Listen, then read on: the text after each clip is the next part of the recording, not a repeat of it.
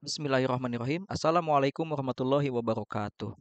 Alhamdulillah wassalatu wassalamu ala Rasulillah wa ala alihi wa sahbihi wa man walah. Baik, kita akan meneruskan bahasan mengenai sistem pencernaan pada manusia. Sekarang kita akan membahas tentang usus halus atau istilah lainnya adalah small intestinum. Ya, usus halus. Usus halus memiliki panjang sekitar 6 meter pada manusia. Terletak di rongga perut di bawah lambung. Nah, ini. Ya, ini adalah usus halus. Terdiri dari 3 bagian. Sekitar 25 cm pertama disebut duodenum atau usus 12 jari. Ini duodenum. Usus 12 jari. Bagian tengah disebut jejunum. Ya, ini jejunum, bagian tengah yang panjang ini. Dan bagian akhir yang berbatasan dengan usus besar disebut ileum. Nah, ini ileum berbatasan dengan usus besar. Duodenum adalah persimpangan jalur utama dalam pencernaan yang mana kimus dari lambung akan bercampur dengan getah pencernaan dari pankreas, hati, kandung empedu, dan sel-sel kelenjar usus halus itu sendiri. Nah, duodenum ini adalah persimpangan jalur utama pencernaan, ya, yaitu dari lambung. Ini kan kemarin sudah kita bahas mengenai lambung, sudah menjadi kimus ya, bubur asam, nanti masuk ke sini. Nah, juga nanti akan ada getah pankreas yang masuk ke sini dan juga cairan empedu yang dihasilkan oleh hati. Nanti masuk juga ke sini. Juga duodenum itu sendiri menghasilkan getah-getah usus halus, ya, getah duodenum di sini. Jadi ini adalah persimpangan yang sangat ramai sekali ya. Ini adalah jalur utama dalam pencernaan di duodenum ini. Jejunum dan ileum merupakan saluran berliku-liku yang sangat panjang dengan peranan utamanya adalah untuk absorpsi atau penyerapan zat makanan. Baik, kita lihat pankreas. Pankreas, ini pankreas. Ini lambung, ini duodenum, ini pankreas. Pankreas merupakan percabangan dari duodenum ke arah kiri, ke sini. Kelenjar pencernaan ini berbentuk seperti buah jagung ya, tongkol jagung ke sini. Dan terletak tepat di bawah lambung. Ya, jadi di sebelah kiri, ke arah kiri. Pankreas membantu pencernaan kimiawi dengan cara menghasilkan bikarbonat dan sejumlah enzim pencernaan. Bikarbonat ini merupakan suatu ion basa ya. Ini bersifat basa ya. Nanti kalau bertemu dengan natrium menjadi natrium bikarbonat. Bikarbonat berperan dalam menetralisir keasaman dari kimus yang masuk usus. Ingat, dari lambung nanti akan dihasilkan kimus. Ya, sudah dicerna di lambung akan masuk ke usus halus ke duodenum sini dan kimus itu sifatnya asam. Sementara pencernaan di usus halus ini harus bersifat basa. Bagaimana caranya? Dinetralisir dulu keasaman dari kimus ini oleh ion bikarbonat atau asam bikarbonat ini ya, natrium bikarbonat maksud saya, yang dihasilkan oleh ini sel-sel duct ini ya, yang ada pada pankreas ini. Enzim yang dihasilkan oleh pankreas diantaranya adalah amilase pankreas, tripsin, kimotripsin, peptidase pankreas, nuklease, dan lipase pankreas atau stepsin ya. Ada juga amilase ternyata di sini ya. Oh, ini berarti sangat banyak menghasilkan enzim. Di mana dihasilkannya enzim ini? Nah, di sini oleh sel-sel asinar ya, atau sel-sel asinus ini ya, sel-sel asinar ini menghasilkan enzim-enzim pencernaan ini.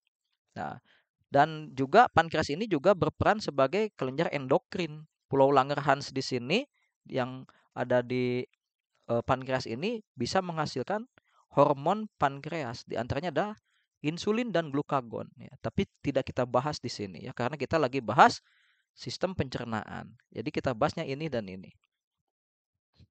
Tripsin dan kimotripsin adalah protease. Nah, ingat protease itu adalah kelompok enzim pencerna protein yang disekresikan oleh pankreas ke dalam duodenum dalam bentuk inaktifnya yaitu tripsinogen dan kimotripsinogen. Nah, seperti layaknya pepsin sebelum aktif dia adalah berupa pepsinogen, betul. Nah, berarti tripsin juga tidak langsung aktif, tapi dalam bentuk tripsinogen. Begitu juga kimotripsin. Awalnya berbentuk kimotripsinogen, jadi disekresikannya dalam bentuk tidak aktif dulu. Ya, tripsinogen atau kimotripsinogen diaktifkan menjadi tripsin atau kimotripsin oleh enterokinase. Apa itu enterokinase? Yaitu suatu enzim yang dihasilkan oleh dinding usus halus di sini, ya, yang bisa mengaktifkan tripsinogen dan kimotripsinogen menjadi tripsin dan kimotripsin. Itu disebutnya enterokinase. Nama lainnya adalah enteropeptidase. Setelah aktif tripsin dan setelah aktif, ya, tripsin dan kimotripsin ini, mohon maaf ini bukan tripsinogen. Tripsin dan kimotripsin ini akan mengubah polipeptida menjadi polipeptida yang lebih pendek atau lebih kecil. Jadi dipotong-potong karena polipeptida ini panjang protein ini, ya, dipotong-potong menjadi lebih kecil lagi. Itulah pencernaan itu kan sebenarnya adalah mengubah senyawa yang lebih kompleks menjadi lebih sederhana agar bisa diserap nanti gitu. Kemudian ada enzim amilase pankreas. Ingat amilase di mulut juga ada, namanya ptialin. Nah, kalau ini amilase pankreas yang dihasilkan oleh sel-sel dak yang ada di pankreas ini. Amilase pankreas akan disekresikan ke dalam usus halus untuk mengubah amilum atau polisakarida yang belum sempat diubah di dalam mulut, ya, oleh ptialin gitu maksudnya, menjadi maltosa atau disakarida lain. Sama, ya, seperti ptialin. Kemudian ada enzim nuklease pankreas. Akan mengubah polinukleotida atau asam nukleat seperti DNA dan RNA menjadi nukleotida. Sedangkan lipase pankreas atau istilah lainnya adalah steapsin akan mengubah lemak menjadi gliserol atau monogliserida dan asam lemak, ya. Monogliserida itu adalah gliserol yang berikatan dengan satu asam lemak. Jadi ada banyak sekali enzim di sini, ya, lipase, nuklease, amilase, ya, tripsin dan kimotripsin. Baik, ini adalah pankreas. Kita lanjutkan ke hati dan empedu. Produksi empedu di hati. Hati merupakan kelenjar pencernaan terbesar dalam tubuh, terletak di sebelah kanan lambung. Ini hati. Ini hati, ya, liver, bukan hati perasaan, ya. Ini adalah liver, hati, ya, hepar. Dalam pencernaan, hati berperan dalam memproduksi empedu atau bile atau bilus.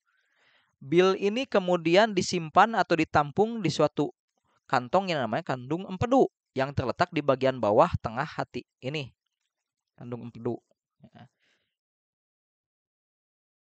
Dari hati dan kandung empedu bermuara saluran empedu gabungan. Ini saluran empedu gabungan. Lihat.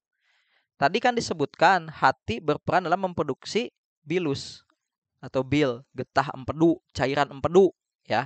Empedu itu ya cairannya. Nah, kalau kantong ininya namanya kantung empedu. Jadi si empedu ini atau si bil ini, bile ini diproduksinya di hati di sini. Kemudian disalurkan ke sini, ditampung di kantung empedu. Nanti bisa disalurkan ke duodenum melalui saluran empedu gabungan ini. Ya. Empedu mengandung garam-garam empedu yang bekerja bagaikan deterjen, ya. Bekerja sebagai deterjen atau pengemulsi yang membantu dalam mencerna lemak atau lipid. Nanti ada penjelasannya. Selain menghasilkan empedu, hati juga berperan dalam menguraikan toksin atau racun dan menyeimbangkan penggunaan nutrien. Nanti ada pembahasan ini. Hati juga menguraikan sel-sel darah merah yang telah tua atau rusak dan menggabungkan beberapa pigmen hasil samping penguraian tersebut untuk kemudian dibuang bersama feses. Ingat kemarin sistem sirkulasi, ya, bagaimana hemoglobin dirombak. Nah, sekarang kita ke sekresi enzim usus halus. Epitel duodenum, ya, menghasilkan beberapa enzim pencernaan seperti disakaridase, erepsin, enterokinase, nukleotidase, dan nukleosidase. Disakaridase merupakan enzim yang mampu menguraikan disakarida. Ingat, akhiran ase ini menunjukkan dia enzim dan depannya ini adalah bahan yang diubahnya. Jadi disakaridase itu menguraikan disakarida menjadi monosakarida. beberapa disakarida diantaranya adalah maltase. Dari namanya kita udah bisa tebak. Yang bisa menguraikan maltosa menjadi 2 buah glukosa. Jadi maltase itu menguraikan maltosa menjadi glukosa dan glukosa. Kemudian ada laktase yang menguraikan laktosa menjadi glukosa dan galaktosa. Ingat, lak nih ya. Laktase nih, enzimnya mengubah laktosa. Nah, ini substratnya ya, bahannya menjadi apa? Menjadi glukosa dan galaktosa. Selanjutnya ada sukrase, ini enzimnya yang menguraikan sukrosa, ini bahannya menjadi glukosa dan fruktosa. Lihat, semuanya akan menjadi glukosa. Cuman dengan apa? Kalau sukrosa diubah menjadi glukosa fruktosa. Kalau laktosa diubah menjadi glukosa dan galaktosa. Kalau maltosa menjadi glukosa dan glukosa. Kemudian ada enzim erepsin di dalam usus halus. Sebenarnya erepsin adalah sebutan untuk campuran enzim-enzim peptidase seperti dipeptidase, karboksipeptidase, dan aminopeptidase yang mampu menguraikan peptida kecil atau pendek menjadi asam-asam amino. Kemudian ada enzim enterokinase atau sering juga disebut enteropeptidase. Adalah suatu enzim yang mampu mengaktifkan tripsinogen atau kimotripsinogen yang dihasilkan pankreas menjadi tripsin dan kimotripsin. Maaf typo ini. Nah, kan kita sudah tahu bahwasanya tripsinogen dan kimotripsinogen ini harus diaktifkan dulu menjadi tripsin dan kimotripsin. Karena ketika dikeluarkan oleh pankreas ke dalam lumen duodenum itu dalam bentuk inaktif, ini dalam bentuk zimogen. Karena kalau langsung aktif nanti akan memakan tubuh pankreas itu sendiri atau usus halus itu sendiri. Jadi baru diaktifkan ya ketika ada enterokinase ya, yang dihasilkan oleh duodenum. Kemudian nukleotidase, apa itu? Adalah enzim yang dapat menguraikan nukleotida menjadi nukleosida. Apa itu nukleotida?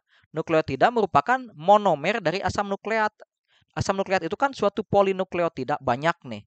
Nah, monomernya adalah nukleotida. Nukleotida itu terdiri dari 3 gugus, yaitu gugus fosfat, gugus gula, dan gugus basa. Basanya basa nitrogen, gulanya gula pentosa. Sedangkan nukleosida adalah gabungan dari gula dan nitrogen saja tanpa ada gugus fosfat. Nukleosidase adalah enzim yang dapat menguraikan nukleosida. Nah, nukleosida itu kan tadi gula dan basa. Ini dipecah lagi menjadi penyusunnya yaitu gula dan basa nitrogen oleh enzim nukleosidase. Ya, kita lihat bagan sekresi enzim-enzim pencernaan. Dari rongga mulut. Di rongga mulut ini hanya ada satu enzim yaitu amilase mulut. Akan mengubah polisakarida, misalkan amilom atau glikogen menjadi maltosa. Ya. Kemudian di lambung tidak ada pencernaan karbohidrat lagi. Ya, maltosa langsung meluncur sini, itu akan diubah oleh maltase tentu saja yang bagian dari disakaridase menjadi monosakaridanya yaitu glukosa. Kemudian disakarida. Jika dalam makanan kita mengandung disakarida langsung, misalkan gula putih ini mengandung sukrosa. Kemudian ada yang mengandung maltosa, ada yang mengandung laktosa. Ini tidak akan dicerna di dalam mulut, tapi akan langsung meluncur ya melewati lambung dan masuk ke usus halus di bagian epiteliumnya. Langsung diubah oleh ini ya, sesuai tentu saja ya, kalau maltosa oleh maltase, sukrosa oleh sukrase, laktosa oleh laktase. Menjadi apa? Yang menjadi penyusunnya bisa glukosa, fruktosa, dan galaktosa. Lihat, ini pencernaan karbohidrat semua. Dan ini adalah kompartemennya. Ya, apa di mana terjadinya ya?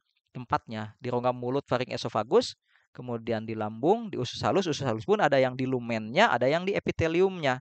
Kita lihat sekarang pencernaan protein. Ya, jika ada protein atau polipeptida panjang yang kita makan, maka di mulut tidak ada pencernaannya. Maka akan langsung masuk ke pepsin. Maksudnya tidak dicerna secara kimiawi ya. Kalau dicerna secara mekanik itu pasti semuanya juga. Oleh gigi, lidah, dan seterusnya. Nah, ini protein akan langsung ke lambung. Barulah di lambung akan diubah oleh pepsin. Ingat ya. Pepsin dari pepsinogentea gening. Nah, pepsin ini akan mengubah protein menjadi pepton. Pepton itu adalah polipeptida yang lebih kecil ya, atau lebih pendek. Nah, si pepton ini bisa langsung diubah oleh peptidase di usus halus ya, oleh erepsin ya, karboksipeptidase, aminopeptidase, dipeptidase ya disesuaikan dengan jenis ini polipeptidanya apa. Ya. Atau ini akan di lumen diubah oleh peptidase pankreas. Ya, karena peptidase itu ada yang di lumen, ada yang dihasilkan oleh pankreas, ada juga yang dihasilkan di sini, di epitelium usus halus. Nah, bagaimana kalau protein ini yang polipeptida panjang ini bisa juga ternyata kalau tidak melalui dicerna oleh pepsin. Kalau tidak sempat tercerna oleh pepsin, ya, maka ini bisa dicerna oleh tripsin dan kimotripsin pankreas. Ya, atau ada polipeptida yang memang khusus yang tidak bisa teruraikan oleh pepsin, maka nanti diuraikannya oleh tripsin dan kimotripsin. Ujung-ujungnya sama menjadi polipeptida kecil. Kemudian diubah oleh peptidase pankreas atau langsung oleh peptidase usus halus. Intinya, ya ini kerjasama semua. Kalau nggak bisa oleh pepsin, maka nanti akan dibantu oleh tripsin dan kimotripsin. Di mana berbeda kalau pepsin di lambung, kalau tripsin dan kimotripsin adanya di usus halus, tapi dihasilkannya oleh pankreas gitu ya. Kemudian di usus halus juga ada peptidase dari pankreas. Kemudian di usus halus juga kadang ada peptidase dari epitelium usus halus itu sendiri. Ya. Mudah-mudahan bisa dipahami ya. Jadi kita lihat saja pepsin adanya di mana? Di lambung. Ya, kalau tripsin dan kimotripsin adanya di mana? Di usus halus, tapi yang menghasilkan adalah pankreas. Ya. Kalau peptidase misalkan ya karboksipeptidase, aminopeptidase, dipeptidase itu bisa dihasilkan oleh pankreas, bisa juga dihasilkan oleh epitelium usus halus itu sendiri. Seperti itu. Ujung-ujungnya pokoknya si polipeptida yang lebih kecil itu harus dipecah-pecah menjadi satuannya, monomernya, yaitu asam amino. Karena yang bisa diserap ini asam amino. Kemudian bagaimana kalau kita makan makanan yang mengandung polinukleotida alias asam nukleat? Contohnya DNA dan RNA. Ini akan langsung meluncur ya secara kimiawi di mulut dan di lambung tidak ada pencernaannya. Baru ada enzim namanya nuklease yang dihasilkan tadi oleh pankreas di mana? Di usus halus. Ya. Polinukleotida ini akan diuraikan menjadi nukleotida. Nah, ternyata nukleotida ini bisa lagi diuraikan oleh enzim nukleotidase menjadi nukleosida dan fosfat. Kemudian nukleosidanya ini akan diubah oleh nukleosidase menjadi gula dan basa nitrogen. Nah, nanti fosfat, gula, dan basa nitrogen ini yang akan diserap. Bagaimana kalau lemak? Nah, pencernaan lemak agak unik karena lemak ini berupa globula lemak, yaitu lipid atau trigliserida yang berkumpul menjadi globula lemak yang tidak larut dalam air. Ini sulit untuk dicerna. Nah, ini langsung di mulut, walaupun katanya ada lipase mulut, ada lipase lambung, tapi yang paling berperan utama adalah lipase nanti yang ada di usus halus yang dihasilkan oleh pankreas. Tapi sebelumnya ya, lemak ini harus diemulsikan dulu. Tadinya globula lemak harus menjadi tetes lemak, ya, atau emulsi lemak. Bagaimana caranya? Dengan bantuan bilus tadi atau bil atau empedu, ya, yang mengandung garam-garam empedu. Jadi si empedu ini perannya di sini. Tadi kan sudah disebutkan nih, hati menghasilkan empedu. Nah, dalam empedu itu ada garam-garam empedu ya yang bisa mengemulsikan lemak alias lemaknya lebih encer lah gitu ya. Tadinya padat menjadi lebih encer.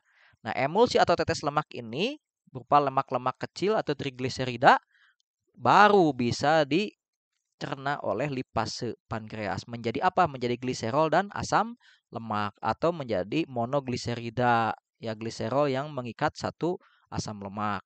Seperti itu ya. Ini kesimpulan dari semua enzim yang terlibat dalam pencernaan. Ya, baik, nanti kita akan lanjutkan bagaimana hormon bisa mengontrol pencernaan ya, karena tidak sembarangan HCl bisa langsung keluar ya. Kemudian apa namanya tuh tripsin dan kimotripsin langsung keluar. Ini tidak langsung begitu saja tapi dikontrol oleh hormon. Baik, kita akan lanjutkan di bahasan berikutnya. Terima kasih.